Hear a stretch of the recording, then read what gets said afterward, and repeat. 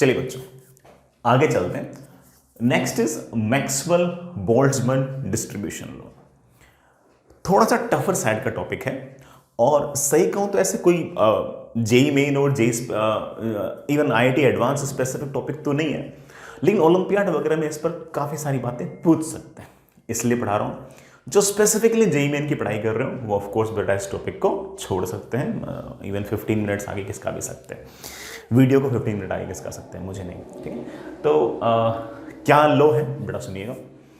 Maxwell and Boltzmann of course two different scientist, उन्होंने एक theory दी कि किसी डब्बे के अंदर बंद जो गैसेस पार्टिकल्स हैं उनकी कितने कितने पार्टिकल्स की कितनी कितनी स्पीड होगी, इस बात को लेकर मैं उसकी डेरिवेशन या फिर किस प्रोबेबिलिटी थ्योरम से बड़ा सारी सारी बातें मैं उसको डिस्कस नहीं करूंगा।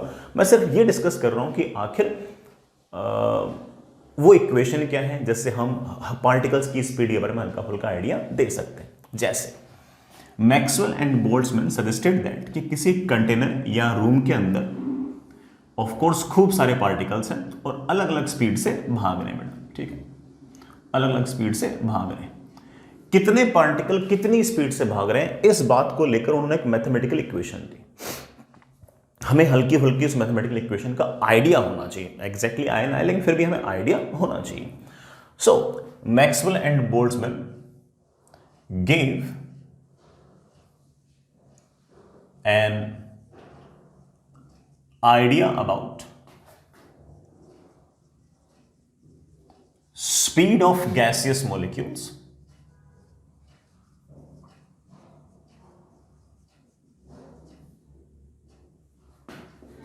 in a closed container। किसी क्लोज्ड कंटेनर के अंदर जो गैसेस मॉलिक्यूल्स हैं उनकी स्पीड कितनी कितनी होगी। रफ सी उन्होंने जो बातें कही वो ये थी कि सारे के सारे गैसेस पार्टिकल्स की ऑफ कोर्स सेम स्पीड नहीं होगी, रैंडम स्पीड होगी और जीरो से लेके इनफाइनाइट तक वेरी करेगी। इनफाइनाइट तो हम बोल देते हैं, वैसे आप कह सकते हो कि सी तक वेरी करेगी। सी मतलब बेटा speed of light, because we know that कि वेलोसिटी बेटा किसी भी ऑब्जेक्ट की सी से ज़्यादा नहीं हो सकती। बट थ्योरेटिकली आप कह सकते हो कि मैक्सवेल या फिर Maxwell and Boltzmann assumed that कि गैसेस पार्टिकल्स रैंडम स्पीड से मूव कर रहे हैं and the speeds may vary from zero to infinity. तो अगला बेटा इनकी जो फाइंडिंग थी वो ये थी कि gaseous molecules will have random speeds,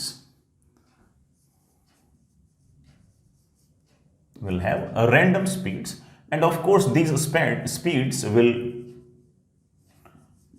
vary from zero to infinity. बड़ा इन्फिनिटी थ्योरेटिकली बोलती है, बाकी आप जानते हो प्रैक्टिकली किसी भी ऑब्जेक्ट की जो स्पीड है वो सी से ज्यादा नहीं हो सकती, मैक्सिमम हम सी मान लेंगे, ठीक है।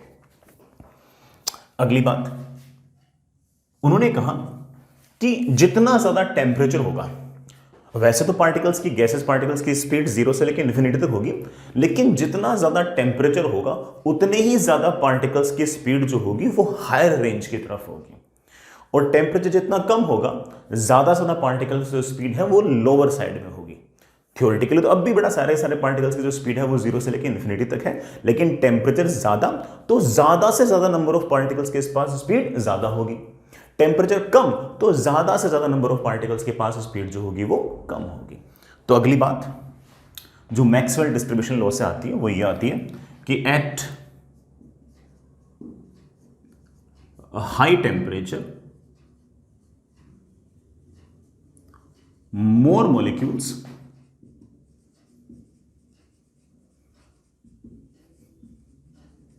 will have higher speeds. At less temperature,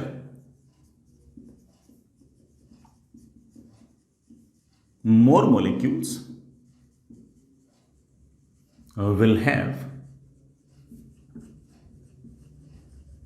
laser speeds, ठीक है बच्चों। जितना ज्यादा टेम्परेचर पार्टिकल्स के पास बड़ा उतनी ज्यादा स्पीड्स, टेम्परेचर कम तो बड़ा ऑफ कोर्स स्पीड्स कम।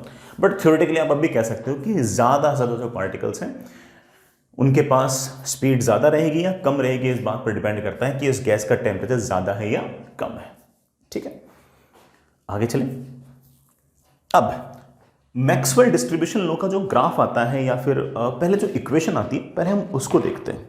मैं पहले इस बात को क्लियर कर दूं कि बेटा इक्वेशन हमारे कोर्स में नहीं है।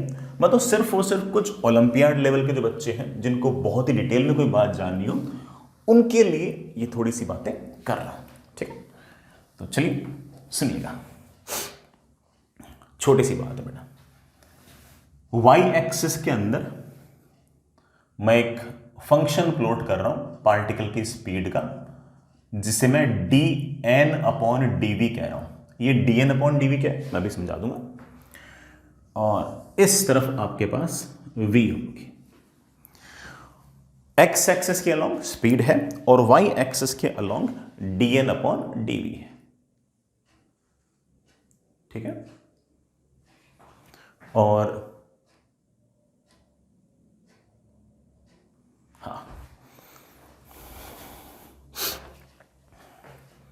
ये जो फंक्शन आता है इसका जो ग्राफ होगा, मैं बड़ा फंक्शन भी लिखूंगा, graph will be something like this. Graph will be like this and the function, the actual function is something like this. This function dn upon dv will be always equals to 4 pi capital N v square m upon 2 pi kt raised to power 3 by 2 e की power minus mv square upon 2 kt। Take your time, एक बार आराम आराम से सुनो, ढंग से सुनो। सबसे पहले n क्या है? n है टोटल नंबर ऑफ पार्टिकल्स की, total number of gaseous molecules in container. Container में कितने गैसियस मॉलिक्यूल्स हैं वो बेटा हमारे पास n है। m क्या है? स्मॉल m जो है ये मास ऑफ वन मॉलिक्यूल है। This is mass of one molecule. इसे आप molar mass upon Avogadro number भी लिख सकते हो, ठीक है। सर ये के क्या है? बड़ा बता चुका हूं आपको, के आपका बोल्ट्जमैन कांस्टेंट है और बोल्ट्जमैन कांस्टेंट को अपन लोगों ने gas constant upon Avogadro number भी लिखा था। टी बेटा of course temperature in kelvin है, टेम्परेचर इन केल्विन, ठीक है। इस एक्सप्रेशन का जो कर्व बनेगा it will be something like this. ये एक्सप्रेशन की डेरिवेशन क्या है हमें नहीं जाननी, इस एक्सप्रेशन का ये ग्राफ आएगा, ये कर्व आएगा। सर ये डीएन क्या है? समझाता बेटा, टेक योर टाइम। जैसे मान लीजिए कि मैंने यहां पर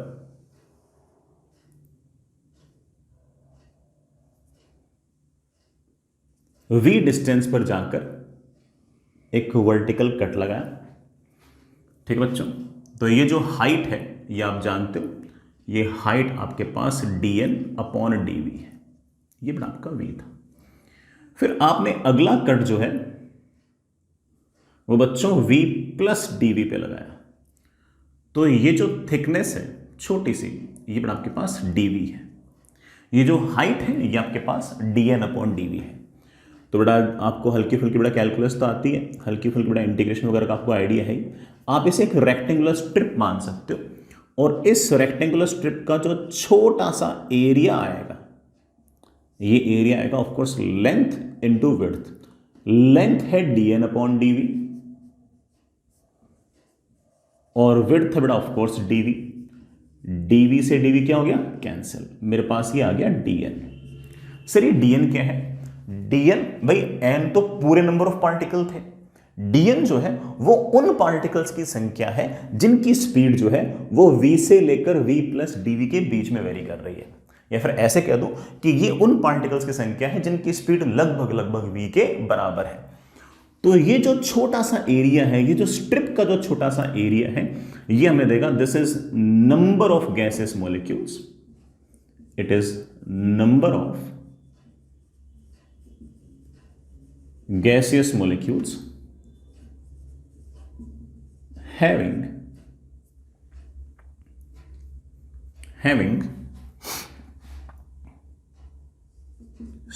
speed between v2 v plus dv, जिनकी बेटा जो स्पीड है वो v से लेकर v प्लस dv के बीच में लाई करती हो बेटा, वो हमारे dn नंबर।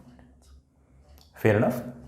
मैं एक बात और बोलूंगा बेटा, ऐसे अगर मैं छोटी छोटी स्ट्रिप्स लेता जाऊं, उन सब का एरिया अगर लिखता जाऊं लिखता जाऊं लिखता जाऊं लिखता जाऊं लिखता जाऊं लिखता जाऊं और सारे एरिया को अगर मैं जोड़ दूंगा तो क्या आएगा? तो आप बोलो सर सारा एरिया अगर जोड़ लोगे तो सारे पार्टिकल्स की संख्या आ जाएगी, और सारे पार्टिकल्स की संख्या हमारे पास कितनी है? n। भाई ये वाला जो एरिया था वो तो एरिया किन का था? ये एरिया क्या रिप्रेजेंट कर रहा था? उन पार्टिकल्स की संख्या को रिप्रेजेंट कर रहा था जिनकी स्पीड v से लेकर v प्लस डी तक है। फिर ये वाला एरिया इस स्पीड वाले पार्टिकल्स की संख्या, फिर ये वाला बेटा ये वाला एरिया ये वाला एरिया ये वाला एरिया, सारा एरिया अगर जोड़ोगे तो पूरे के पूरे सारे के सारे नंबर ऑफ पार्टिकल्स आ जाएंगे। तो अगर कोई मुझसे पूछ ले कि इस पूरे के पूरे कर्व का एरिया क्या रिप्रेजेंट करता है, तो पूरे के पूरे कर्व का अगर आपको एरिया चाहिए तो area always represents integration. Integration is always you know that integration y dx। Sorry बेटा y नहीं है, y के अलॉन्ग तो मेरे पास dn अपॉन dv है, dx सॉरी बेटा x नहीं है, इधर तो v है, dv से dv क्या हो गया? कैंसिल। मेरे पास इंटीग्रेशन आ गया dn। बेटा dn dn dn dn dn dn जोड़ोगे तो आपके पास क्या आएगा? n आएगा। n मतलब सारे के सारे पार्टिकल्स की संख्या आएगी। तो आप कह सकते हो कि सारा का सारा जो एरिया है, इस पूरे के पूरे कर्व का जो एरिया है, it will represent number of gases molecules. It represents number of gases molecules. बड़ा ये रिप्रेजेंट करेगा नंबर ऑफ गैसेस मॉलिक्यूल्स। चलिए बच्चों, अच्छी बात है। ये जो मैंने इक्वेशन लिखी है बेटा लिख जरूर दी है, बट मैं ऐसा एक्सपेक्ट नहीं कर रहा कि आप लोग इसे याद रखें, बट फिर भी बेटा हो सकता है कभी न कभी किसी न किसी जगह इस पे सवाल आ जाए, है ना। मैं तो बेटा इसी तरह से पढ़ा रहा हूं कि कोई भी सवाल ऐसा ना हो जो हमारे पढ़ाए बिना आ जाए, ठीक है। तो मैं तो सारी बातें बता रहा हूं। मैं इसको एक हल्का सा चेंज और करना चाहता हूं। ये जो एक गैसियस मॉलिक्यूल का जो मास है बेटा, मैं इसे मास अपॉन अवोगैड्रो नंबर लिखना चाहता हूं। यहां पर भी ये जो मास ऑफ वन गैसियस मॉलिक्यूल है, इसको मैं molar mass upon Avogadro number लिखना चाह रहा हूं। तो मैं इसको लिख सकता हूं, यही जो dn अपॉन dv का जो फॉर्मूला है, ये एक तरीके से बेटा मेरे पास और आ गया। कैसे आ गया जरा चेक करना। 4 pi capital N v square, इस m को बेटा मैंने लिख दिया capital M upon Avogadro number. Boltzmann constant into Avogadro number, ये तुम्हारा गैस कांस्टेंट था, तो आप कह सकते हो कि नीचे आ जाएगा 2 पाई RT की पावर 3/2 e की पावर माइनस, इसको आपने वापस से लिख दिया capital M upon Avogadro number. K into Avogadro number आपका R होता है, तो आप कह सकते हो कि that is minus mv square upon 2RT। तो ये वाला फॉर्मूला और ये वाला फॉर्मूला बेटा एक जैसा सही है, दोनों ही फॉर्मूले आप बेटा ठीक है। कोई भी बहुत ऐसे शानदार बुक होगी तो हो सकता है बेटा आप ये वाला एक्सप्रेशन उनके अंदर देख लें, ठीक है। आगे चलते हैं बेटा। मैं यहां पर 3 स्पीड डिफाइन कर रहा हूं, एक रूट मीन स्क्वायर स्पीड, एक मोस्ट प्रोबेबल स्पीड और एक बेटा एवरेज स्पीड। तीनों का ही क्या क्या अर्थ है और तीनों कैसे कैसे निकाल सकते हैं, इस बात को मैं हल्का सा डिस्कस करते हैं। चलिए सबसे पहले डिस्कस करते हैं most probable speed. Most probable speed, नाम से आइडिया लग गया होगा बेटा, नाम से आइडिया लग गया होगा कि ये वो स्पीड है जो सबसे ज्यादा नंबर ऑफ पार्टिकल्स के पास है। This is speed which most number of gaseous molecules have। बड़ा मोस्ट जो गैसेस मॉलिक्यूल्स होंगे, वो जो स्पीड मोस्ट गैसेस मॉलिक्यूल्स के पास जो स्पीड होगी उसे हम मोस्ट प्रोबेबल स्पीड कहेंगे। बेटा हम इसे VMP से रिप्रेजेंट करते हैं। बेटा किससे रिप्रेजेंट करते हैं? VMP से। MP obviously stands for most probable, ठीक है। Next average speed. बेटा क्या? Average speed. एवरेज स्पीड, ये बेटा मीन स्पीड, मीन बोल दो एवरेज बोल दो बेटा एक ही बात। इसका तुम आइडिया बेटा समझ ही गए। मीन स्पीड का अर्थ सारी स्पीड्स को जोड़ दिया divide by number of particles. भाई मुझे क्लास में बच्चों के मार्क्स का एवरेज लेना होगा तो क्या करेंगे, सब बच्चों के मार्क्स जोड़ लेंगे, डिवाइड बाय बच्चों की संख्या से डिवाइड कर देंगे, तो आपका मीन मार्क्स आ जाएगा। ठीक है, ये आपकी एवरेज स्पीड। जैसे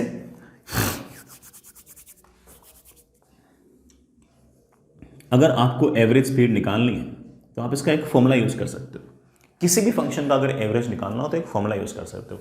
इस तरह का फॉर्मूला बेटा मैंने एवरेज वगैरह आपको है ना SHM वगैरह में भी सिखाया था।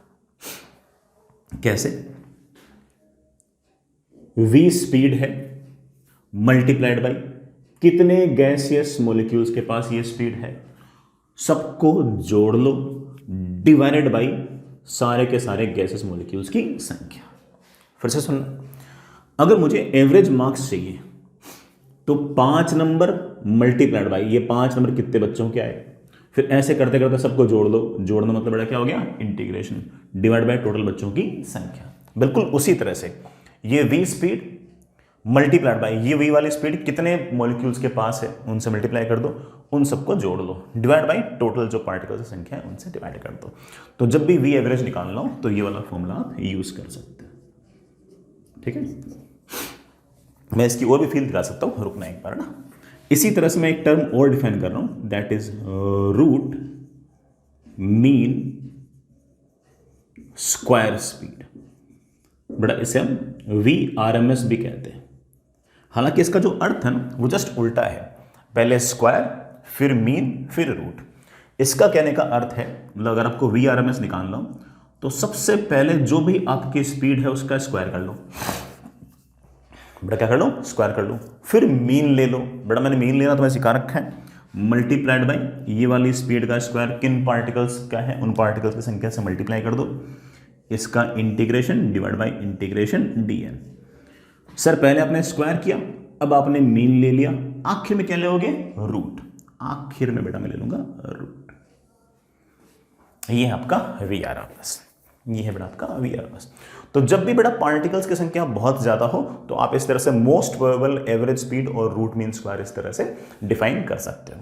अगर पार्टिकल्स की मान लो संख्या कम हुई तो इनके अर्थ समझाने के लिए एक छोटा सा एग्जाम्पल कराता हूं। जैसे मान लीजिए बेटा कि आपके पास सिर्फ और सिर्फ 10 गैसियस पार्टिकल्स, सिर्फ 10 गैसियस पार्टिकल्स। ठीक है, एक की स्पीड है 0 मीटर पर सेकेंड, एक की स्पीड है 1 मीटर पर सेकेंड, एक की स्पीड है 2 मीटर पर सेकेंड, फिर एक की स्पीड है 4 मीटर पर सेकेंड, फिर एक की स्पीड है बेटा 6 मीटर पर सेकेंड, फिर एक और है उसकी स्पीड है 6 मीटर पर सेकेंड। कितने हो गए, 1 2 3 4 5 6। फिर एक जने की और है 6 मीटर पर सेकेंड, फिर एक जने की है 7 मीटर पर सेकेंड, फिर एक जने की है 7 मीटर पर सेकेंड। बेटा काउंट करना, 1 पार्टिकल 2 पार्टिकल 3 पार्टिकल 4 5 6 7 8 9 और एक जने की स्पीड है बेटा 8 मीटर पर सेकेंड। ठीक, अब मुझसे पूछ लिया ये 10 पार्टिकल है और उन 10 पार्टिकल की इतनी इतनी स्पीड है। सबसे पहला सवाल पूछ लिया कि मोस्ट प्रोबेबल स्पीड बताओ। तो आप बोलोगे सर मोस्ट प्रोबेबल का अर्थ यह है कि वो वाली स्पीड जो सबसे ज्यादा नंबर ऑफ पार्टिकल्स के पास है। तो आप कहो सर सबसे ज्यादा नंबर ऑफ पार्टिकल्स के पास जो स्पीड है वो तो 6 है। वो तो कितनी है, 6 है। देख लो ये 6 मीटर पर सेकेंड जो है 3 पार्टिकल्स के पास है। तो आप कह सकते हो कि मोस्ट प्रोबेबल जो स्पीड है वो 6 मीटर पर सेकेंड है। दूसरा, कोई मुझसे पूछ ले कि एवरेज स्पीड क्या है, तो एवरेज स्पीड क्या करूं बेटा, जीरो स्पीड कितने लोगों के पास है, एक के पास, मतलब कितने गैसेस पार्टिकल के पास, एक के पास। 1 मीटर पर सेकेंड एक के पास, 2 मीटर पर सेकेंड एक के पास, 4 मीटर पर सेकेंड एक के पास, 6 मीटर पर सेकेंड 3 के पास, 7 मीटर पर सेकेंड 2 के पास, 8 मीटर पर सेकेंड 1 के पास।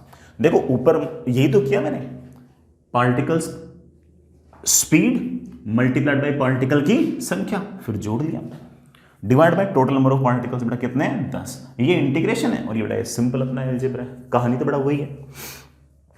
काउंट करना बेटा कितना हो गया, 1 2 3 3 और 4 7 7 और 18, 18 और 7 बेटा कितना हो गया 25, 25 और बेटा 14 कितना हो गया 39, 39 एंड 8, 39 एंड 8 बेटा कितना हो गया 39 एंड 8 47 अपॉन 10 बेटा that comes out be 4.7 metre per second. ये आ गया अपना एवरेज स्पीड। अब अगर कोई मुझसे इसी केस में पूछ ले कि सर आरएमएस निकालो, इन 10 मॉलिक्यूल्स की आरएमएस निकालो, अरे निकालेंगे बेटा, क्यों नहीं निकालेंगे, आरएमएस में निकाल देंगे। अगर कोई मुझसे पूछता है कि बताइए वी आरएमएस क्या होगी, वी आरएमएस होगी पहले सबका स्क्वायर करो, सबकी स्पीड का स्क्वायर करो और फिर मीन लो। मीन लेना हमें आता है, जीरो का स्क्वायर, कितने पार्टिकल्स के पास जीरो है 1 के पास, प्लस 1 मीटर पर सेकंड का स्क्वायर किया, कितने पार्टिकल के पास है 1 के पास, 2 मीटर पर सेकंड कितने के पास है 1 के पास, 4 मीटर पर सेकंड कितने के पास है 1 के पास, ये 6 मीटर पर सेकंड कितनों के पास है बेटा 3 के पास, 7 मीटर पर सेकंड किसके पास है 2 के पास, और 8 मीटर पर सेकंड कितने के पास है 1 के पास, divide by number of particles. V square into D N, integration, यहां पर इंटीग्रेशन किया, यहां पर जोड़ दिया, आखिरी स्टेप बेटा क्या है रूट ले लो। आखिरी स्टेप क्या बेटा रूट ले लो। बेटा देखना थोड़ी कैलकुलेशन जरूर टाइम लगी, देख लेते हैं कितनी बेटा 1 + 4 + 16 + 36 × 3 108 होगा ना,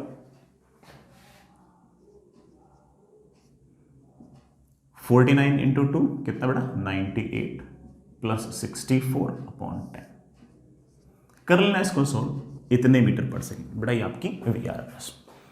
ये वाला सवाल जो है ये हमारा ऑफ कोर्स है ना आइडियल गैस वाला सिस्टम नहीं है। हमने जो आइडियल गैस मानी थी बेटा उसमें तो एक ही डब्बे के अंदर बहुत सारे पार्टिकल्स बनते और उन पार्टिकल्स की जो स्पीड है वो तो इस ग्राफ से और इस इक्वेशन से डील होती है। ये सारा का सारा काम तो बेटा मैंने सिर्फ और सिर्फ आपको ये समझाने के लिए किया था कि वी एवरेज का अर्थ क्या है, वी आरएमएस का अर्थ क्या है, ये अर्थ बताने के लिए मैंने सारा सवाल किया। ठीक है, चलिए बच्चों अपन तो वापस से हमारे मैक्सवेल डिस्ट्रीब्यूशन लॉ पे आते हैं, जिसमें मैक्सवेल बोल्ट्जमैन डिस्ट्रीब्यूशन लॉ के अंदर ये बताया गया कि पार्टिकल्स की जो स्पीड है, कितने कितने पार्टिकल्स के पास कितनी कितनी स्पीड होगी। ये कोई बहुत ही आसान सा एक्सप्रेशन नहीं है, एक्सप्रेशन थोड़ा सा डिफिकल्ट है, टफ है। Expression is like this and the curve is like this, this is the expression and this is the graph. But फिर भी कोई मुझसे पूछ ले कि सर बेटा मैं नया डायग्राम नहीं बना रहा, मैं इसी का डायग्राम से काम चला रहा हूँ, आप लोग बनाना चाहो तो बना सकते हो। फिर भी कोई मुझसे पूछ ले कि सर मोस्ट प्रोबेबल स्पीड बताओ। हम समझ गए कि एक्सप्रेशन बहुत टफ है, इस बार निकालना मुश्किल होगा, बट कोई बच्चा जिद ही कर ले कि सर मुझे तो मोस्ट प्रोबेबल स्पीड बताओ, तो मैं कहूँगा कि बेटा मोस्ट प्रोबेबल स्पीड का मतलब यह है कि वो वाली स्पीड जो सबसे ज़्यादा नंबर ऑफ पार्टिकल्स के पास होगी। अब जैसे मान लो कि बेटा ये वाला जो स्पीड है ये 600 मीटर पर सेकेंड है, ये कितने पार्टिकल्स के पास होगी, तो आप क्या करोगे कि यहाँ पर एक छोटी सी थिकनेस की स्ट्रिप लोगे और कहोगे कि ये वाला जो एरिया है, ये एरिया रिप्रेजेंट कर रहा है उन पार्टिकल्स की संख्या जिनके पास स्पीड 600 मीटर पर सेकेंड है। अब सबसे ज़्यादा एरिया किसके पास होगा, तो मेरे बच्चे बोलेंगे सर सबसे ज़्यादा एरिया ऑफ कोर्स यहाँ कहीं अगर मैं कोई स्ट्रिप लूँगा ना, यहाँ कहीं अगर मैं कोई स्ट्रिप लूँगा तो उस स्ट्रिप के पास एरिया सबसे ज़्यादा होगा। इसके पास अगर एरिया सबसे ज़्यादा होगा तो ऑफ कोर्स ये वाले जो स्पीड है, ये स्पीड सबसे ज़्यादा नंबर ऑफ पार्टिकल्स के पास है, क्योंकि ये वाला एरिया सबसे ज़्यादा है। तो ये आपकी मोस्ट प्रोबेबल स्पीड है। सर निकालो कैसे, बेटा बहुत आसान सी बात है। ये हमारे पास एक कर्व है और ये जो कर्व है इसके लिए ये वाला जो पॉइंट है it is something like maxima. प्यारे बच्चों it is something like maxima, और जहां पर मैक्सिमा होता है बेटा मेरे ख्याल से वहां पर हमारे इस फंक्शन का डिफरेंशिएशन क्या होना चाहिए, 0 होना चाहिए। प्यारे बच्चों क्या होना चाहिए, डिफरेंशिएशन 0 होना चाहिए। तो आप ऐसा कह सकते हो कि अगर आपको मोस्ट प्रोबेबल स्पीड चाहिए, तो इस फंक्शन को डिफरेंशिएट करके इक्वल टू 0 कर दो। डिफरेंशिएशन किसके रेस्पेक्ट में, बेटा v के रेस्पेक्ट में, क्योंकि बेटा सारा का सारा जो एक्सप्रेशन है ये किसके साथ वेरी कर रहा है, v के साथ वेरी कर रहा है।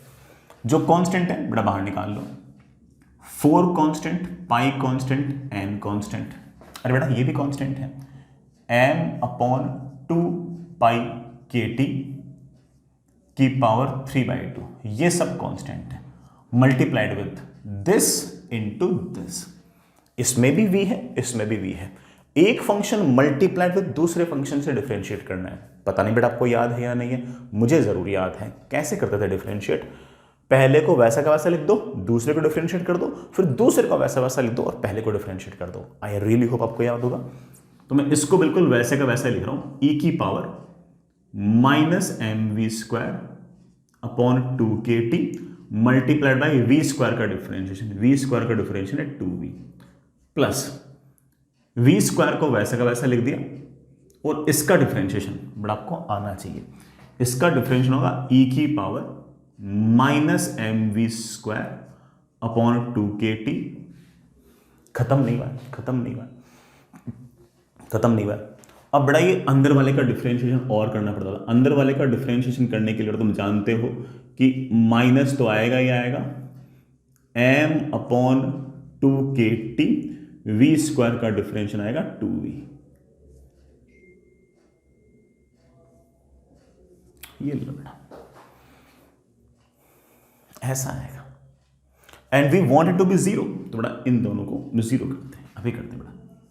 2v e⁻⁻ -mv² / 2kt should be equal to, बेटा माइनस उधर चला जाएगा, क्या आ जाएगा 2 times v² e⁻⁻mv² / 2kt into m upon, थोड़ा 2 तो कैंसिल हो जाएगा,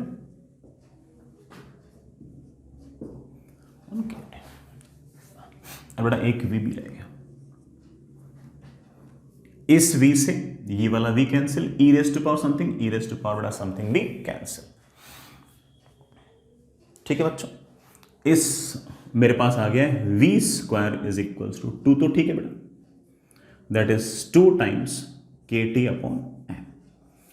तो मेरे पास मोस्ट प्रोबेबल स्पीड आ गई है √2 times kt upon small m। ये मैं याद रखना है। मैंने भले ही डेरिवेशन की हो, डेरिवेशन में कोई बहुत ही अच्छा बच्चा हो जिसको सारा एक्सप्रेशन समझ में आता हो, जैसे बेटा ये मल्टीप्लिकेशन रूल आता हो डिफरेंशिएशन का, उसके लिए किया। बेटा आप लोगों के जो सवाल हैं वो तो ऑफ कोर्स है ना फॉर्मूले से बन ही जाते हैं। तो कोई बहुत ही शानदार बच्चा हो जिसको जानने की इच्छा हो, उनके लिए किए। आपको लगेगा नहीं सर मेरा तो फॉर्मूले से काम चल जाएगा, बिल्कुल चला सकते हो। इसी तरह से मैं इसको ये भी लिख सकता हूँ √2 टाइम्स, बेटा k can be written as r upon Avogadro number, mass of one molecule into Avogadro number is your molar mass. तो हमारे पास जो मोस्ट प्रोबेबल स्पीड आएगी बेटा it will be √2RT upon m। याद रख सकते हो कि मोस्ट प्रोबेबल स्पीड जो है वो √, यहां कहीं लिख देता, इसके नीचे लिख दो, √2RT अपॉन कैपिटल है। It will be √2RT upon capital है।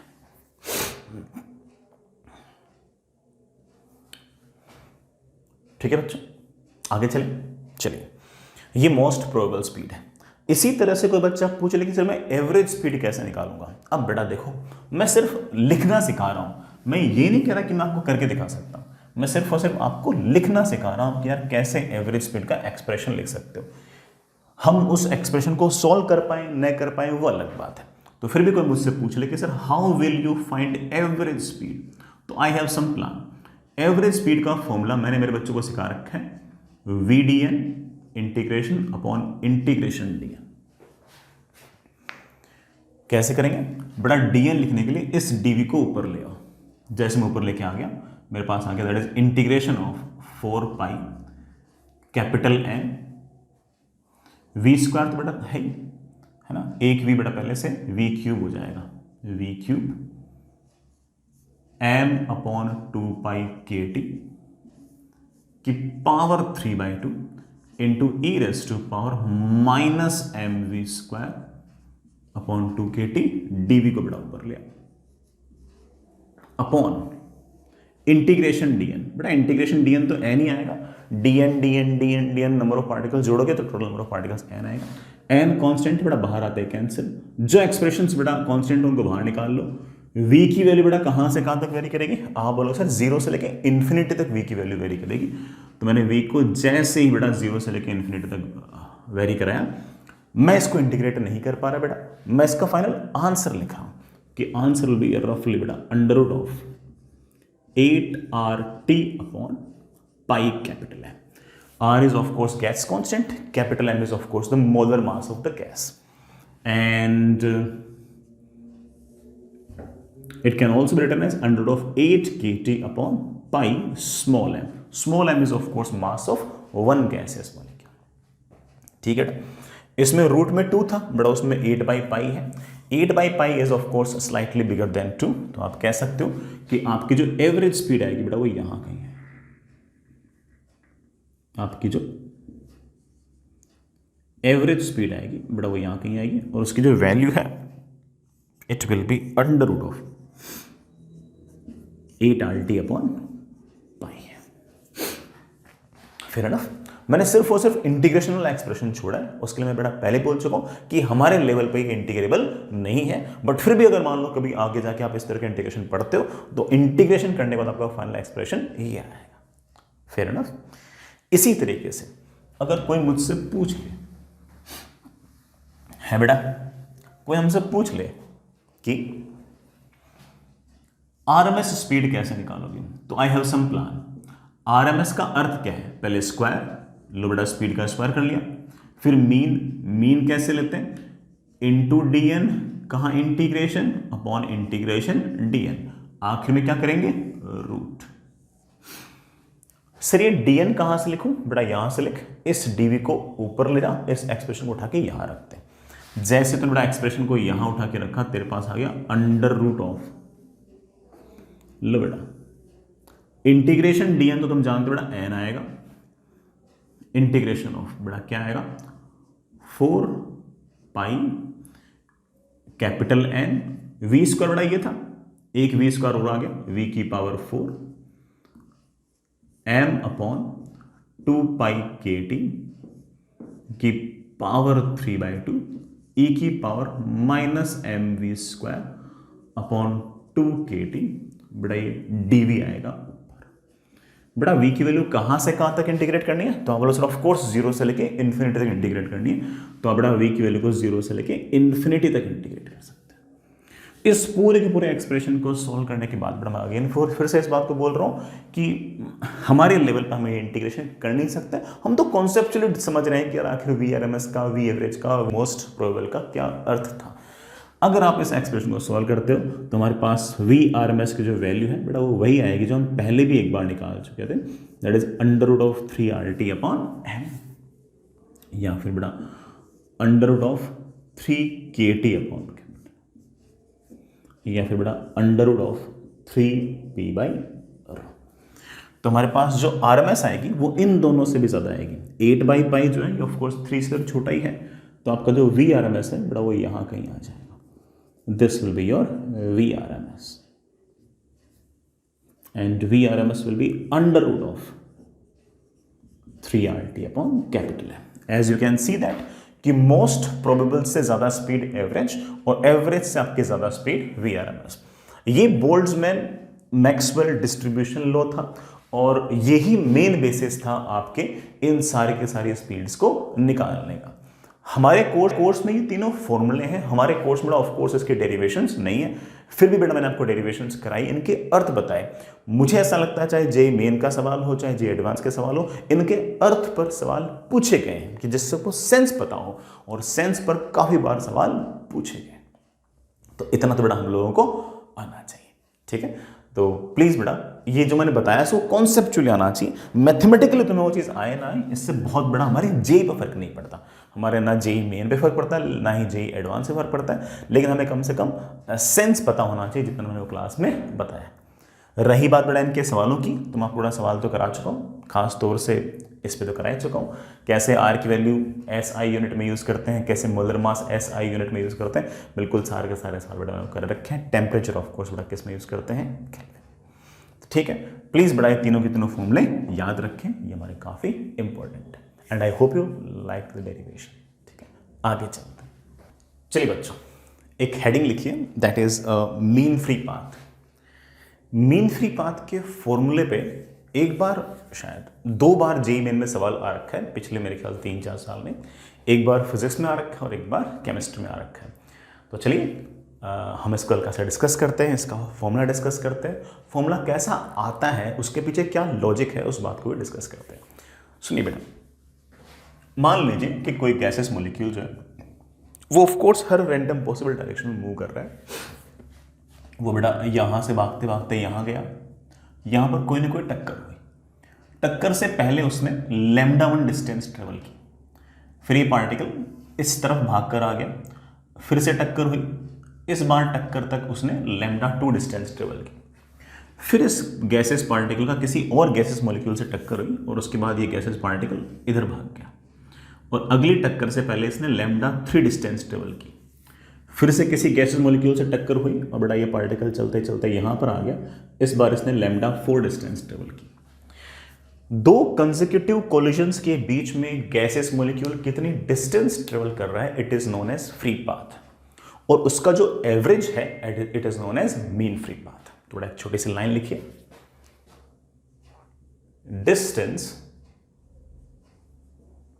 Travelled by gaseous molecule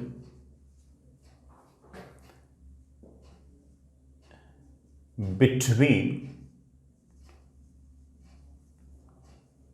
2 consecutive collisions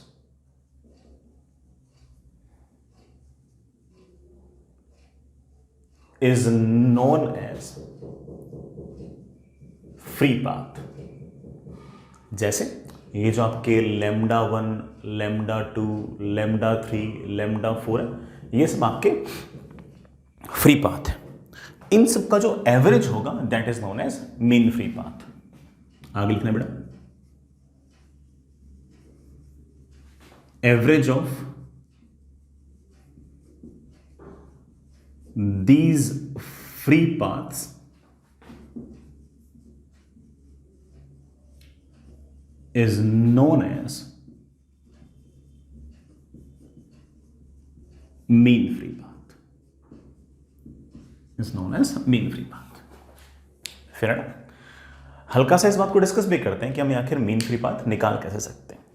सुनिए बेटा, मैं इसे मिटा दूं, इसके लिए बड़ा जरूरत थी भी नहीं। ठीक, मान लीजिए कि ये आपके पास कोई गैसियस मॉलिक्यूल है जिसका डायमीटर d है, ये बड़ा इस तरफ भाग रहा है v वेलोसिटी से, इसके सामने से बड़ा कोई दूसरा गैसियस मॉलिक्यूल आ रहा है। टक्कर तभी होगी जब अगला जो गैसियस मॉलिक्यूल है वो बड़ा ऑफ कोर्स या तो u आए या u आए या u आए या u आए या u आए, इसके आगे से आएगा तो ऑफ कोर्स वो u निकल जाएगा, फिर टक्कर नहीं होगी। तो लिमिटिंग केस लूं तो बड़ा जो दूसरा गैसेस मॉलिक्यूल है it will come like this. Limiting case लूं तो दूसरा गैसेस मॉलिक्यूल जो है उसका डायमीटर भी d है और वो इस तरफ v वेलोसिटी से u आ रहा है। ठीक है, अरे थोड़ा बड़ा डायमीटर बड़ा दिख गया बट वापस उतना ही है, दोनों के डायमीटर बराबर ही है, थोड़ा छोटा बनाता हूं इसको।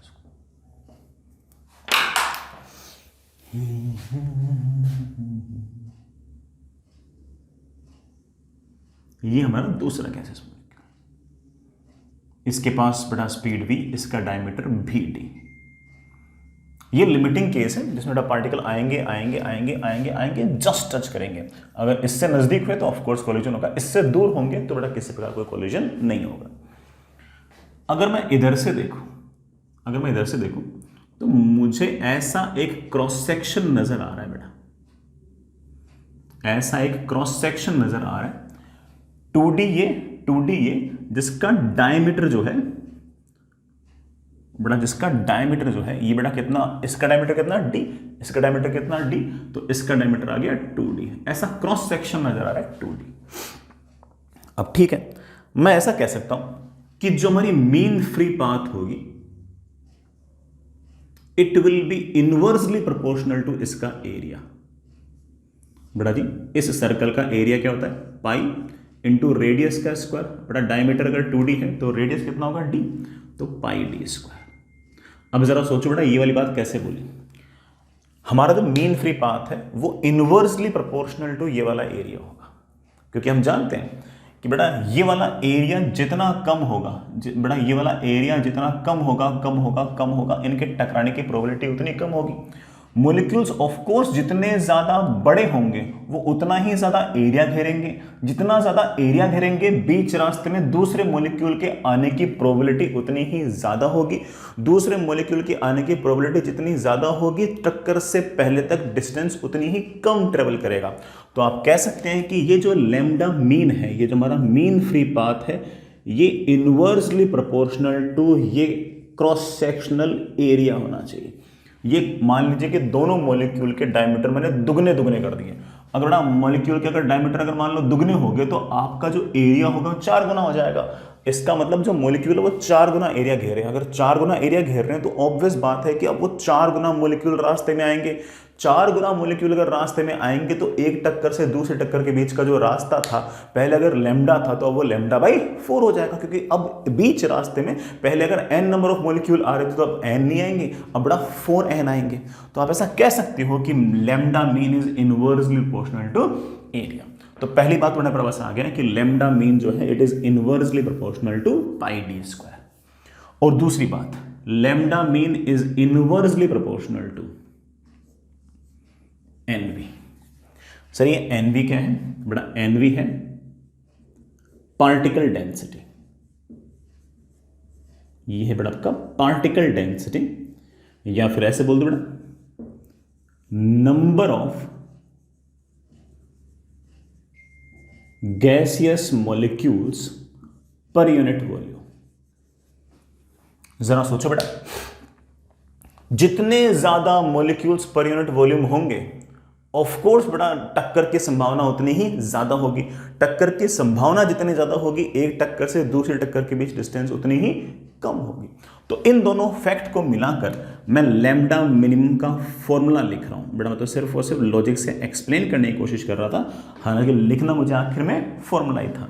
And the formula will be like this 1/√2 pi d square NV।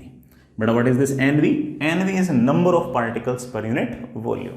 तो आप इसको ऐसे भी लिख सकते हो, that is 1/√2 pi d square number of particles per unit volume per unit. This is your lambda mean. You have to remember it बेटा। इनमें से कोई सा भी एक फॉर्मूला पकड़ लो और उसे आपको याद रखना है। हो सकता है बेटा जेईई मेन के अंदर कोई ना कोई सवाल ऐसा हो तो इस फॉर्मूले पे हो। मैं आपको पहले बोल चुका बेटा, पिछले 3-4 साल के अंदर 2 बार सवाल सिर्फ और सिर्फ इस फॉर्मूले पे आया। सिर्फ फॉर्मूले में वैल्यूज पुट करो और आंसर निकालो, इस टाइप का सवाल था। बड़े आराम से सारे बच्चों से हो जाता है। किन से नहीं होता? अरे भाई जिनको फॉर्मूला नहीं पता होगा उनको नहीं होगा। अब बेटा निकाल थोड़ी लोगे इस फॉर्मूले को, ये तो पता होगा तो कर लोगे, नहीं पता होगा तो छोड़ना पड़ेगा, और क्या। तो फॉर्मूला पता होना जरूरी था। Fair enough. अगली बात, मैं इसको और बड़े लिख सकता हूं बेटा। ये जो लैम्डा मीन है, अब तो मैं समझ गया। एक बार अगर मैंने फॉर्मूला याद कर लिया ना, फिर तो मैं और बातें भी सोच सकता हूं। मैं इसको लिखता हूं √2 पाई d स्क्वायर। बेटा बाकी सब चीजें ठीक है, d पता है क्या है, जो आपका मॉलिक्यूल है, गैसेस मॉलिक्यूल है, उसका डायमीटर। ठीक है, लिखना चाहो तो तुम लिख लेना, d is diameter of gaseous molecule. जो गैसियस मॉलिक्यूल है उसका डायमीटर क्लास d है। Number of particles, number of particle को मैं ऐसे लिख सकता हूं, number of moles into Avogadro number. लिख सकते हैं बेटा, नंबर ऑफ पार्टिकल्स को लिख सकते हैं number of moles into Avogadro number. n मतलब नंबर ऑफ मोल्स, Na मतलब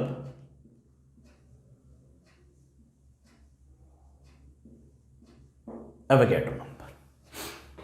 मुझे तो बढ़िया लग रहा है, अच्छा लग रहा है, बढ़िया।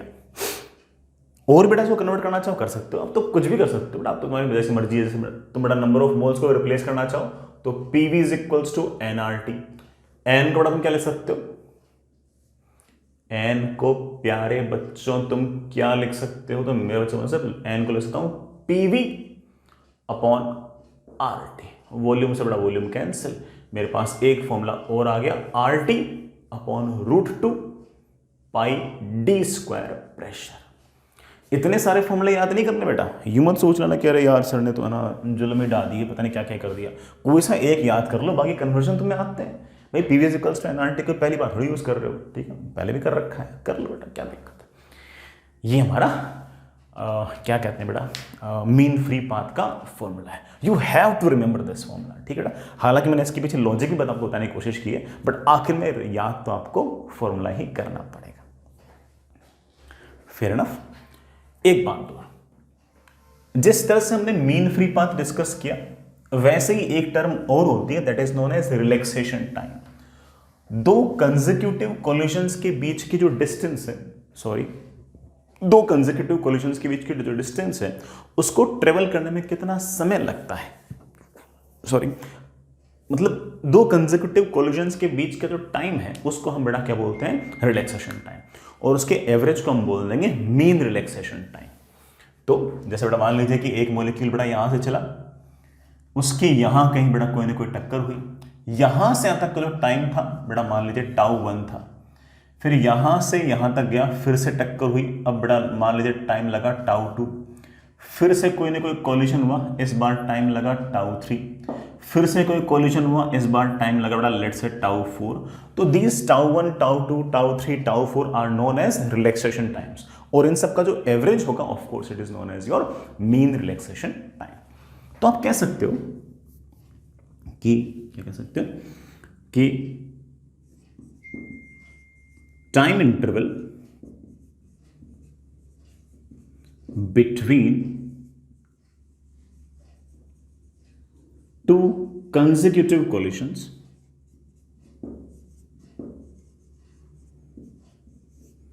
by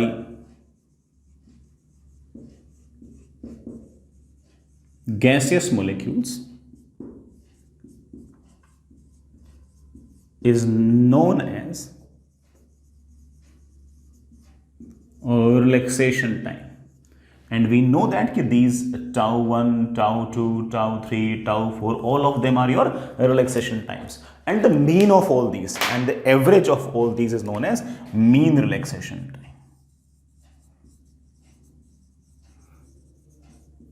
Mean relaxation time is of course τ1 plus τ2 plus τ3 plus τ4 divide by 4 time है, तो 4 से डिवाइड कर दो। सर ये मीन रिलैक्सेशन टाइम कैसे निकालोगे? बेटा मीन रिलैक्सेशन टाइम आप ऐसे लिख सकते हो, अगेन बेटा इस पर भी सवाल पूछ रखा है, अगेन मेरे ख्याल से पिछले 3-4 साल के अंदर मीन रिलैक्सेशन टाइम पर भी सवाल पूछ रखा है। और मुझे एग्जैक्टली याद नहीं कि फिजिक्स में पूछा था या केमिस्ट्री में पूछा था, लेकिन सवाल आ रखा है बेटा। मीन रिलैक्सेशन टाइम का अगर सवाल निकालना है तो बेटा सिर्फ और सिर्फ इतना कर दिया करो कि लैम्डा मीन, बेटा of course distance travelled upon speed बेटा यूज कर लिया करो VRMS। मोस्ट इफेक्टिव जो स्पीड है आपकी वो VRMS, और यहां से आपके पास जो फॉर्मूला बनकर आता है बड़ा लिख दूं मैं ऐसे, RT अपॉन √2 पाई डी स्क्वायर P VRMS। बड़ा VRMS जैसे आपकी इच्छा हो वैसे लिख दो, चाहो तो बड़ा आप इसको √3RT अपॉन M लिख दो, या बेटा तुम इसको √3P/ρ लिखना चाहो बड़ा वैसे लिख दो, तो आप इसको लिख सकते हो RT upon √2 pi D square P into √3P/ρ। You don't have to remember all these formulas, you just have to remember the logic behind this। सिर्फ और सिर्फ लॉजिक याद रख लो, हमारा सारा का सारा काम तो बेटा इससे ही चल जाएगा।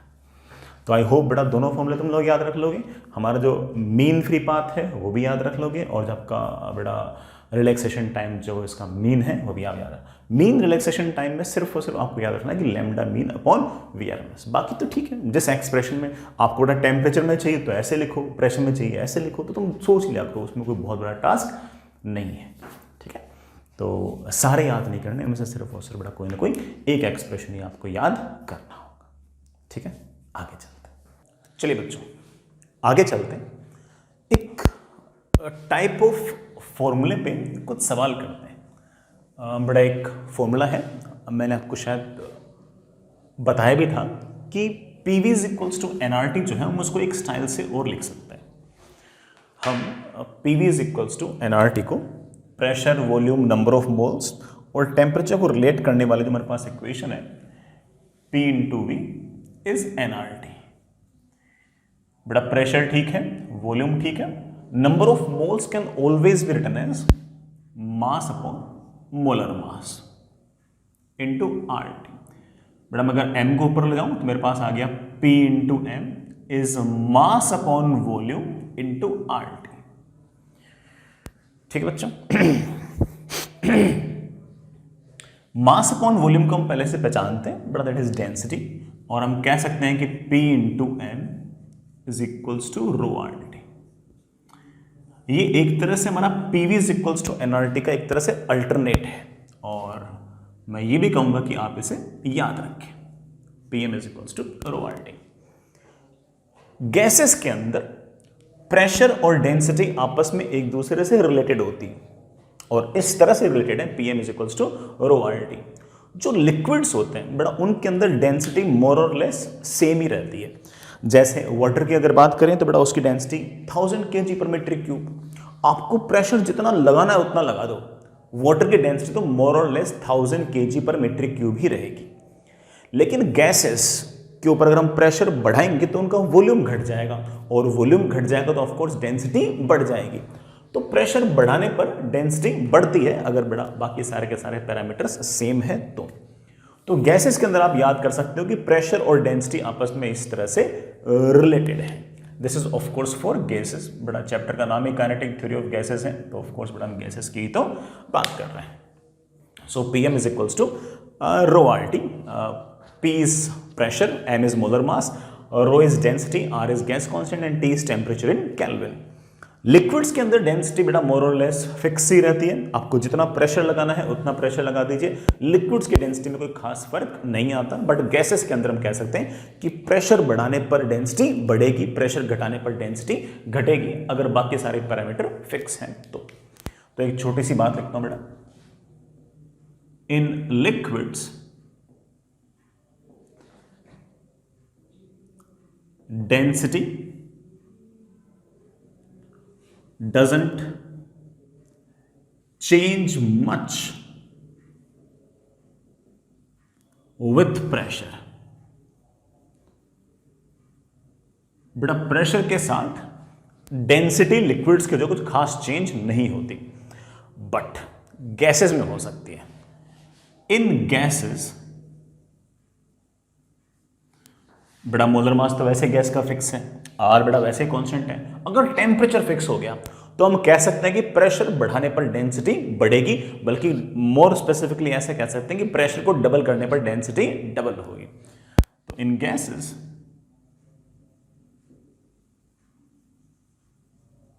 On increasing pressure comma density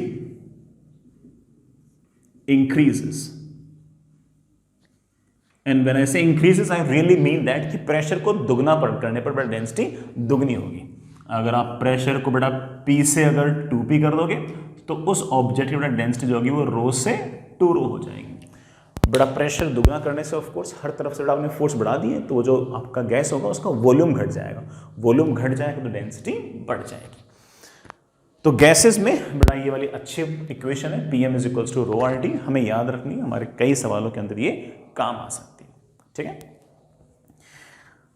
चलिए बेटा आगे चलिए। नेक्स्ट इज अब इस बात पे बेटा मैं आपको दो बहुत ही बढ़िया सवाल कराता हूं, आराम से इत्मीनान से उनको समझिए, सुनिए, और सवालों को करते करते हम ऑफ कोर्स बहुत सारी बातें सीखेंगे। वो बातें ज्यादा इंपॉर्टेंट है, सवाल तो ठीक है बेटा, बातें ज्यादा इंपॉर्टेंट है। तो सुनिए बेटा, सिचुएशन ऐसी बेटा, ये ग्राउंड है, ग्राउंड पर बेटा मैंने प्रेशर मान रखा है P0। पूरी जो एयर है उसका मोलर मास बेटा कैपिटल M दे रखा है, और पूरी जो गैस है मतलब इस सरफेस के ऊपर कितनी हाइट पे चले जाओ, टेम्परेचर बेटा T है, मोलर मास कैपिटल M है, टेम्परेचर T है, और एक्सेलरेशन ड्यू टू ग्रेविटी जो है बेटा मैं G मान रहा हूं, स्मॉल g, और हर जगह बेटा G की वैल्यू सेम है, मतलब मोर और लेस बेटा G हर जगह सेम है। ऐसा आपने कभी छोटी क्लास में सुना भी होगा कि बेटा जैसे जैसे हम अर्थ के सरफेस से ऊपर जाते हैं वैसे वैसे लगातार प्रेशर घटता है, प्रेशर कम होता है। आज हम इस बात को डिस्कस करते हैं कि आखिर प्रेशर कम कैसे हो रहा है और कितना कम हो रहा है वगैरह वगैरह। तो अर्थ की सरफेस पर, बिल्कुल अर्थ की सरफेस पर जो प्रेशर है गैस का, मतलब जो गैस बेटा ऑफ कोर्स जो एयर ऊपर है उसका प्रेशर P0 है। जो गैस या एयर बेटा इस अर्थ की सरफेस के ऊपर है उसका मोलर मास कैपिटल M है, टेम्परेचर हर जगह सेम है, टेम्परेचर आपका कैपिटल T है of course in Kelvin. Acceleration due to gravity हर जगह सेम है, दैट इज स्मॉल g। ये सारी चीजें गिवन है। आपको ये बताना है कि सरफेस से h हाइट ऊपर प्रेशर कितना होगा। ऑफ कोर्स P0 से कम होगा, लेकिन कितना कम होगा। तो आपको बताना है कि सरफेस से h हाइट ऊपर प्रेशर कितना है। तो सवाल लिखिए, find pressure at height h from ground. Ground से h हाइट ऊपर बेटा प्रेशर कितना होगा ये हमें निकालना है। इतना तो हम जानते हैं कि ये वाला जो प्रेशर है ये P0 से कम होगा, लेकिन आखिर कितना कम होगा ये भी तो हमें डिस्कस करना पड़ेगा। चलिए करते हैं, सुनिए बेटा। सरफेस से x हाइट ऊपर आप एक इमेजिनरी सिलेंडर लो, ठीक है, इमेजिनरी सिलेंडर लो, ऐसे बहुत ही कम थिकनेस का बड़ा मैंने एक सिलेंडर लिया है। इमेजिनरी सिलेंडर है, ऑफ कोर्स इसके अंदर एयर है। x हाइट ऊपर dx विड्थ का मैंने ऐसा सिलेंडर लिया है। एक्चुअल में सिलेंडर नहीं पड़ा, पड़ी तो पड़े यहाँ पर एयर ही है, बस मैंने ऐसे मान लिया कि ये जो एयर है ये इस इमेजिनरी सिलेंडर के अंदर एनक्लोज्ड है। इस सिलेंडर का जो क्रॉस सेक्शनल एरिया है बट आपके पास वो A है, ठीक है। मैंने x डिस्टेंस ऊपर यहां पर बड़ा प्रेशर P मान लिया है। क्या मान लिया? प्रेशर P मान लिया। मैं फोर्सेस लिख रहा हूं इस इतनी से एयर पर, ये जो इतनी सी एयर है इस पर फोर्सेस लिख रहा हूं। यहां पर मैंने प्रेशर P मान लिया है, तो इसके ऊपर जितनी एयर है बड़ा वो ऑफ कोर्स अपने से नीचे वाली एयर को पुश करेगी नीचे की तरफ। तो जो नीचे वाली एयर होगी वो ऑफ कोर्स इस पॉइंट से इस सिलेंडर के अंदर भरी हुई जो एयर है उसको पुश करेगी ऊपर की तरफ। और प्रेशर अगर P है तो हम कहेंगे इस फोर्स की वैल्यू है P इंटू A, ठीक है। अगर x डिस्टेंस पर आपने प्रेशर P माना है तो x प्लस dx डिस्टेंस पर प्रेशर P नहीं होगा P से थोड़ा सा अलग होगा, थोड़ा सा डिफरेंट होगा।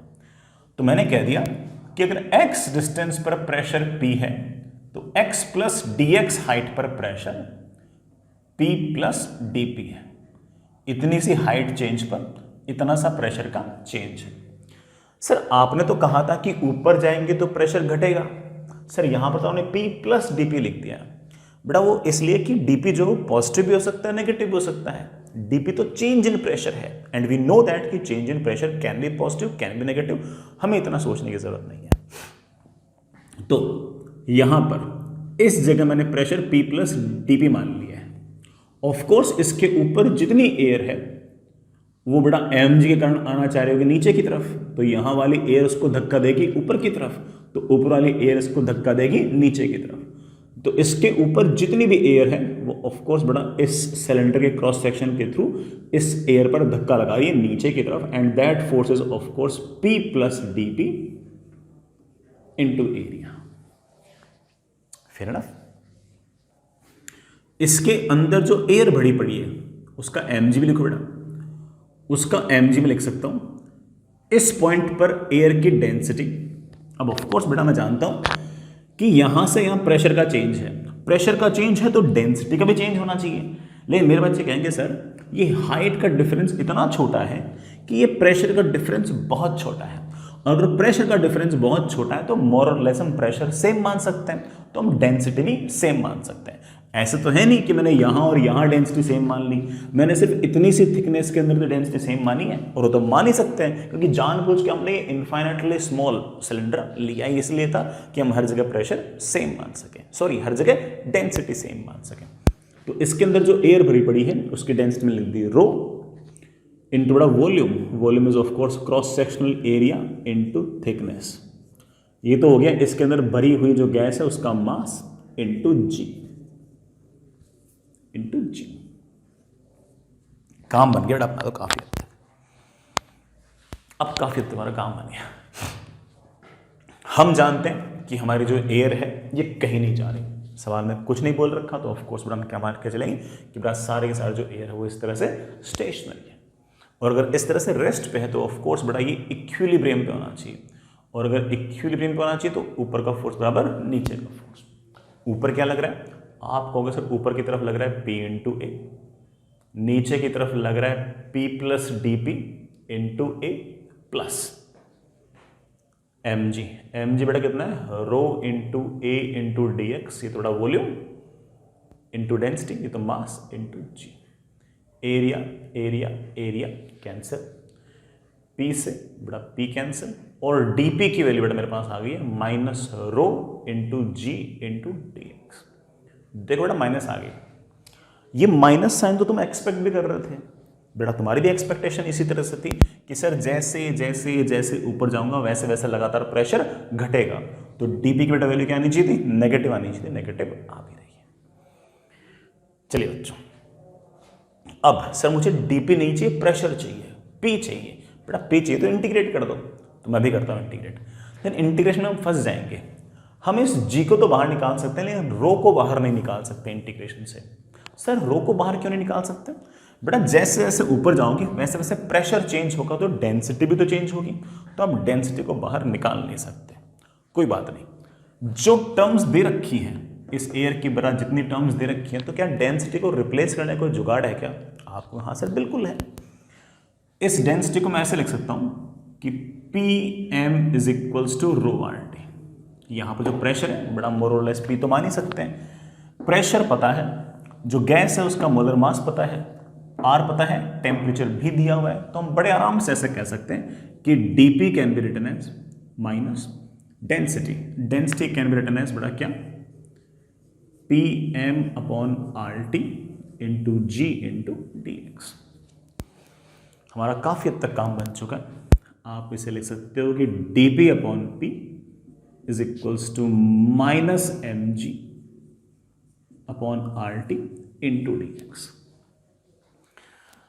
अब कर देंगे बेटा, वो P को बेटा dP के साथ लिखना जरूरी था, इंटीग्रेशन में एक जैसी टर्म एक साथ रहनी चाहिए। इंटीग्रेट इंटीग्रेट, सर इंटीग्रेशन से इन सब को बाहर क्यों निकाल लिया?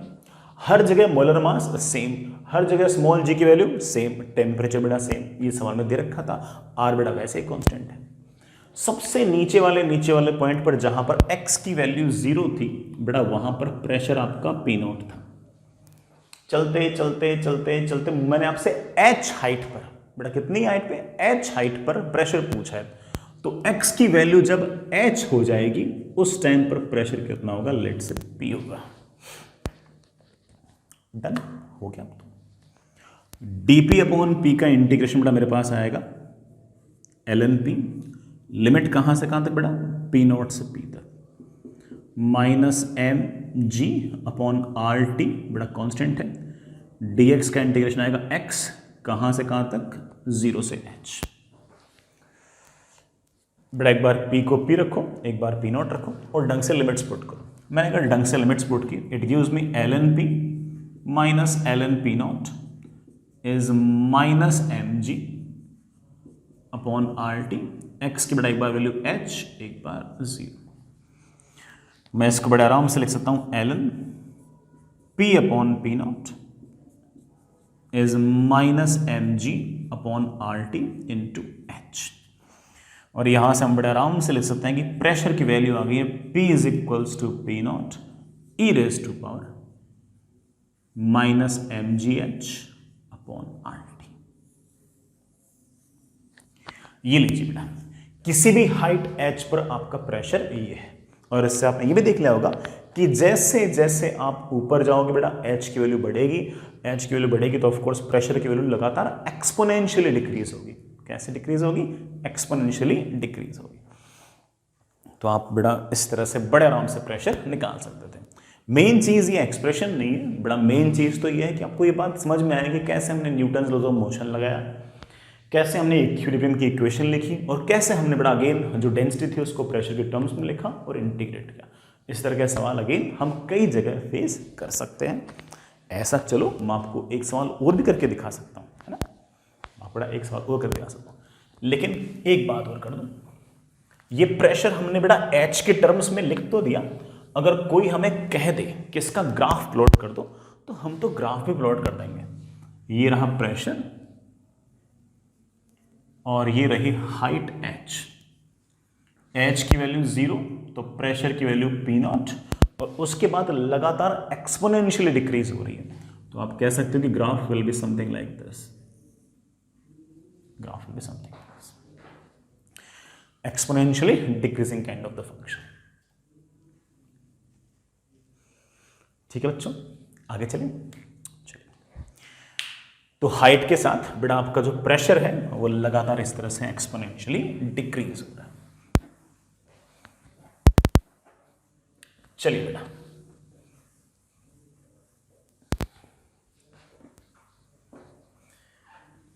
ऐसा ही एक सवाल हम और डिस्कस करते हैं, और मैंने आपको चीजें सिखा तो दी है, तो उन चीजों के बेसिस पे मैं आपसे एक छोटा सा सवाल और पूछ रहा हूं, सुनिएगा। सवाल ऐसा है बेटा, बढ़िया सवाल है, आराम से इत्मीनान से सुनिएगा। इस बार बेटा कोई ग्रेविटी वगैरह नहीं है,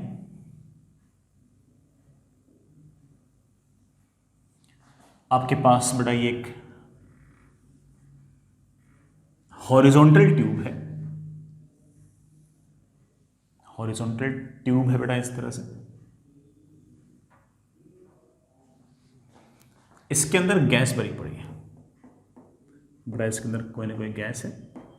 जो गैस है उसका मोलर मास बेटा कैपिटल M है, और टेम्परेचर हर जगह सेम है, दैट इज T। इस ट्यूब की जो लेंथ है बेटा वो L है, इसका जो लेफ्ट हैंड है ये आपका ओपन है, लेफ्ट एंड जो है बेटा ये ओपन है, और ऑफ कोर्स बेटा जैसा आपको नजर आ रहा है जिसका राइट एंड है वो क्लोज्ड।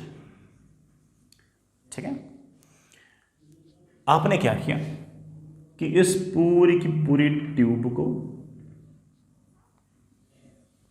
ऐसे इस एक्सिस के अबाउट कांस्टेंट ओमेगा से घुमा दिया, कांस्टेंट ओमेगा से घुमा दिया। ये ट्यूब थी बट आपने उसको ऐसे से घुमा दिया, कांस्टेंट ओमेगा से ये घुमा दिया। ठीक है, ग्रेविटी नहीं है, बस ऐसे घुमा दिया। इस ट्यूब का जो बाहरी हिस्सा है यहां पर मुझे प्रेशर गिवन है कि यहां पर प्रेशर मेरे पास P0 है, ये गिवन है। अब जैसे जैसे आगे जाओगे जो अंदर एयर है उसमें हर जगह बेटा प्रेशर सेम नहीं होगा, आपको इस क्लोज्ड एंड पर बताना है कि प्रेशर कितना होगा। ओपन एंड पर प्रेशर P0 है, आपको बताना है कि क्लोज्ड एंड पर प्रेशर कितना होगा। I know that question is little bit tough, but अपन कर लेंगे, कोई दिक्कत नहीं आएगी। तो चलिए बेटा, अच्छा सा सवाल है, आराम से इत्मीनान से करते हैं। If pressure at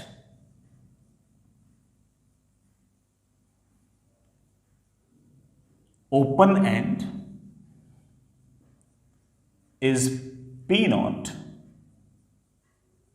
then find pressure at closed end। जो क्लोज्ड एंड है उस पर प्रेशर बताओ। गैस का मोलर मास गिवन है, टेम्परेचर T गिवन है, ग्रेविटी वगैरह नहीं है। तो चलो सोचते बेटा, आप इतना जानते हो कि किसी भी चीज को अगर ऐसे घुमाते हो ओमेगा से, तो हम जानते हैं ऑब्जेक्ट के पास अंदर की तरफ कोई ना कोई एक्सेलरेशन होता है। अंदर की तरफ एक्सेलरेशन होता है तो ऑफ कोर्स अंदर की तरफ कोई ना कोई फोर्स होता है, और वो फोर्स किस कारण से हो सकता है? ऑफ कोर्स बड़ा प्रेशर इनटू एरिया। अगर मैं यहां कहीं एक छोटा सा एलिमेंट लूं तो ये वाला जो एलिमेंट है ये भी बेटा लगातार ऐसे घूम रहा होगा तो अंदर की तरफ एक्सेलरेशन होगा। अगर अंदर की तरफ एक्सेलरेशन होगा तो ऑब्वियस बात है कि प्रेशर इनटू एरिया ये ज्यादा होगा और ये प्रेशर इनटू एरिया कम होगा, और वो जो छोटा सा चेंज इन प्रेशर होगा उसे अगेन हम न्यूटन लॉ ऑफ मोशन से लिख सकते हैं और बिल्कुल वैसे इस सवाल को निपटा सकते हैं जैसे हमने लास्ट वाला सवाल किया था। तो काफी डुएबल सा लग रहा है, हम बड़े आराम से इसको निपटा सकते हैं। तो चलो देखो, हाँ, व्हाट्स द प्लान? बेटा प्लान इज लाइक दिस। मैं ये एम और टी मिटा रहा बेटा, गिवन है पर बस मिटा रहा हूं ऐसे। मैंने क्या किया,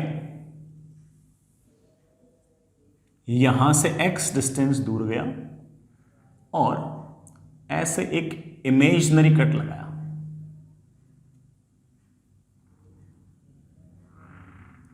फिर x प्लस dx पे गया और एक कट और लगाया।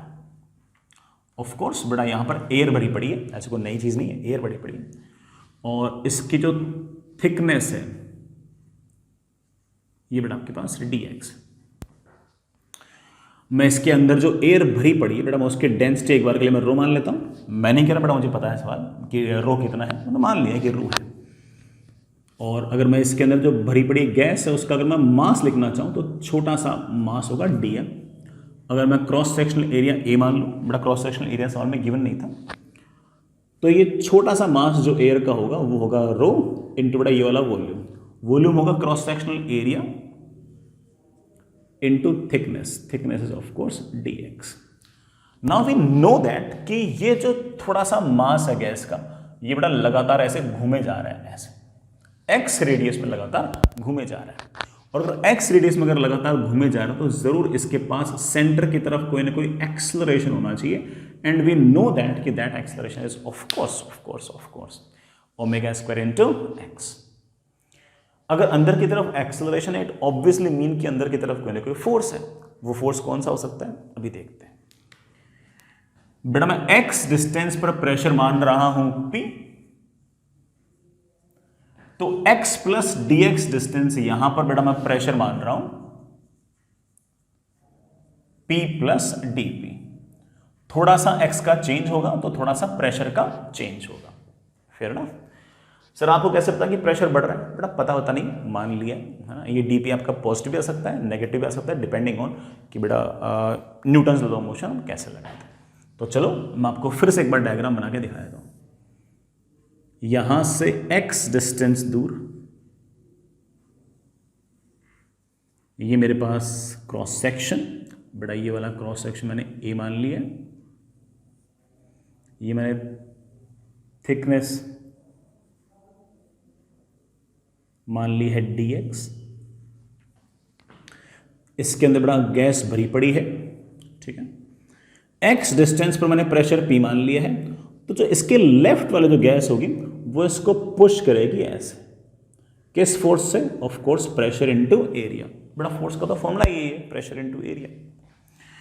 अगर x डिस्टेंस पर प्रेशर है P तो x प्लस dx डिस्टेंस पर प्रेशर है P प्लस dP, तो इन पॉइंट्स पर प्रेशर है P प्लस dP। इसके राइट साइड वाली जो गैस होगी वो इसको पुश करेगी, बड़ा कितने फोर्स से पुश करेगी? P plus dP into area. और हम जानते हैं कि ये जो गैस है इसके अंदर जो गैस भरी पड़ी है उसके पास सेंटर की तरफ एक्सेलरेशन है, and that acceleration is of course omega square into x। We just have to apply the Newton's law. कोई बहुत बड़ी कोई रॉकेट साइंस तो है नहीं इसमें, सिर्फ और सिर्फ न्यूटन्स लॉ लगाने की हमें जरूरत है। न्यूटन्स लॉ, एक्सेलरेशन है अंदर की तरफ तो फोर्स भी अंदर की तरफ। अंदर की तरफ फोर्स है दिस माइनस दिस, अंदर की तरफ फोर्स है P plus dP into A minus P into A, and that must be equals to mass into acceleration. कितना मास है इसका? इसका मास बेटा डेंसिटी इंटू वॉल्यूम। वॉल्यूम होगा cross sectional area into thickness. Cross sectional area is a, thickness is dx। ये तेरा mass हुआ into अंदर की तरफ acceleration. Acceleration is of course omega square into x। Area area area गायब, T से P गायब, मेरे पास आ गया dP is equals to rho omega square X dx। मेरे पास dP आ गई है rho omega square X dx। Sir इस बार तो dP पॉजिटिव आ गई है, अच्छी बात है बेटा, dP पॉजिटिव आ गई है। इस बात का मतलब ये है कि जैसे जैसे जैसे हम आगे जा रहे हैं वैसे वैसे लगातार प्रेशर की वैल्यू बढ़ती जा रही है। अच्छी बात है, हमें कभी इस बात से कोई दिक्कत थोड़ी थी यार। चलिए बेटा, हमें dP नहीं चाहिए, P चाहिए, तो बच्चे बोले सर इंटीग्रेट कर दो। अरे कर तो दो इंटीग्रेट, लेकिन इंटीग्रेशन से रो को बाहर थोड़ी निकाल लूंगा, क्योंकि मैं जानता हूं कि जैसे जैसे आगे जाऊंगा वैसे वैसे अगर लगातार प्रेशर बढ़ेगा तो डेंसिटी भी तो बढ़ेगी। ये डेंसिटी खुद प्रेशर पर डिपेंड कर रही है। क्या इस डेंसिटी को प्रेशर के टर्म्स में लिखना कोई जुगाड़ है क्या? आप बोलोगे हाँ सर बिल्कुल, हम लिख सकते हैं अंदर का pressure into mass is equals to rho R T. तो किसी भी x डिस्टेंस पर अगर प्रेशर पता है तो उस x डिस्टेंस पर हमें डेंसिटी भी पता है। उल्टा भी बोलता हूं, किसी x डिस्टेंस पर अगर डेंसिटी पता करनी हो तो ऑफ कोर्स हम उसे प्रेशर के टर्म्स में लिख सकते हैं। अब तो छोटा सा काम बचा है, dP can be written as rho can be written as PM upon RT into omega square X dx। अब तो बड़ा हल्की सी मैथमेटिक्स बची, कोई बहुत टफ काम तो बचा ही नहीं है। प्रेशर के साथ प्रेशर की टर्म आनी चाहिए, तो हम इसको dP अपॉन P लिख सकते हैं। M ठीक है, बाहर निकाल लो, ओमेगा स्क्वायर ठीक है, बाहर निकाल लो, R कांस्टेंट है, T कांस्टेंट है, बाहर निकाल लो।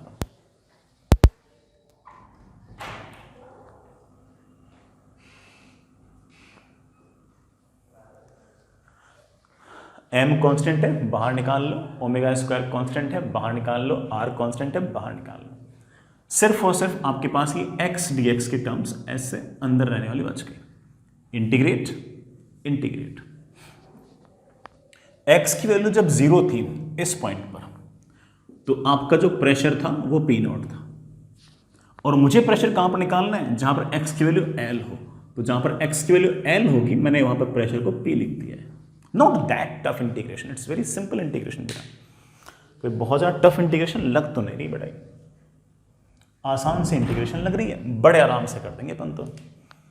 dP अपॉन P का इंटीग्रेशन मेरे पास आएगा ln P, कहाँ से कहाँ तक?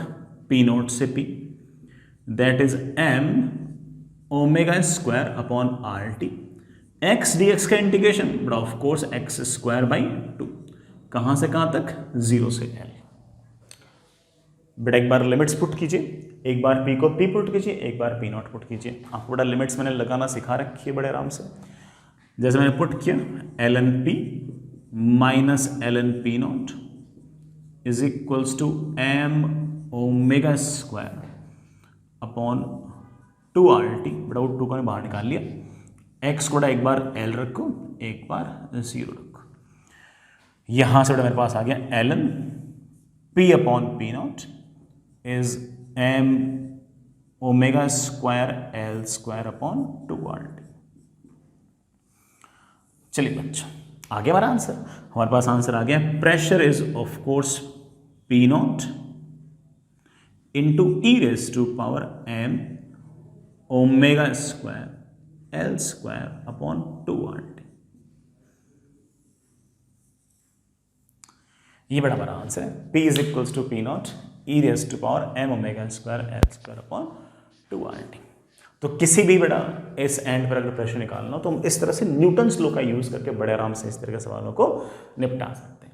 मेन चीज सिर्फ और सिर्फ यहां पर यह थी कि गैसेस के अंदर जो प्रेशर और डेंसिटी है वो आपस में रिलेटेड है।